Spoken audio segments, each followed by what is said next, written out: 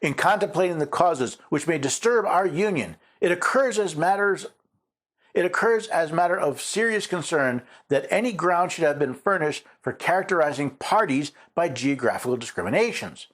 Northern and Southern, Atlantic and Western, whence designed men have endeavored to excite a belief that there is a real difference of local interests and views.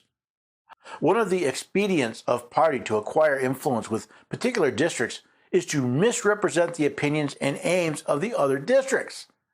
You cannot shield yourselves too much against the jealousies and heartburnings which spring from these misrepresentations. They tend to render alien to each other those who ought to be bound together by fraternal affection. It's not just ethnic groups that are being used to divide us. Have you noticed how we all fall into geographic distinction? North versus South, East versus Western, coastal versus central, even urban versus rural. How often have we seen those who seek after influence lie about those other groups? So often that we have a joke about it. How can you tell when a politician is lying? We have divided ourselves to the point that some are calling for a national divorce, a dividing of the union, or even a civil war. It seems to me that most of this division comes more from political agitation than actual differences. The basis of our political systems is the right of the people to make and to alter their constitutions of government. But the Constitution, which at any time exists, till changed by an explicit and authentic act of the whole people, is sacredly obligatory upon all. The very idea of the power and of the right of the people to establish government presupposes the duty of every individual to obey the established government.